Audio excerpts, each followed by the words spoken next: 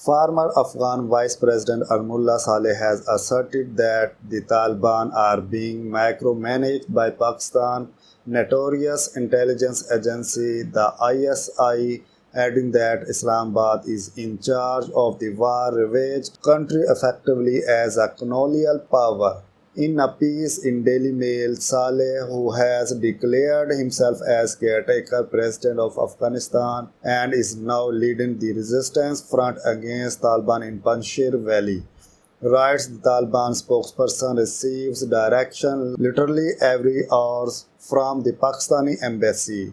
Saleh, a vocal critic of Pakistan, said it is the Pakistani who are in charge as effectively a colonial power. But this is not going to last. They may have territorial control, but as our history has shown, control of land does not necessarily means control over the people or stability.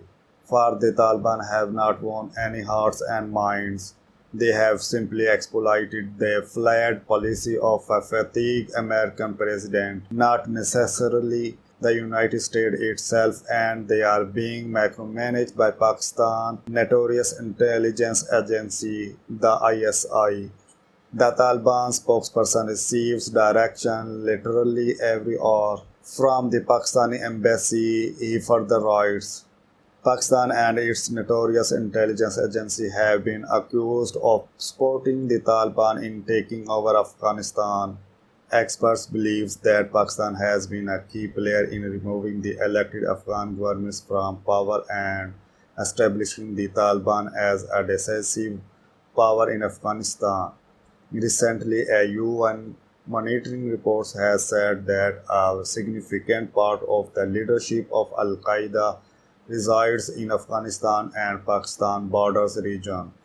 In the piece, Saleh hit out at the Western power, saying betrayal of Afghanistan by the West is colossal. For 20 years, Western leaders promised not to stand on the Afghan constitutions, and it is the spirit of that constitution I have carried in my heart here to the Panjshir Valley.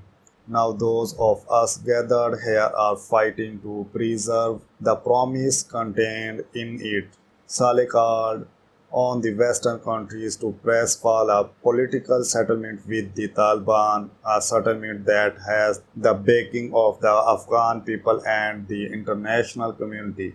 I call upon the West not only to give us moral and where possible material supports, but also to use this opportunity to press for a political settlement with the Taliban, a settlement that has the backing of the Afghan people and the international community, he writes. He adds, morally, the West owes this to every Afghan. I am not begging them to save me.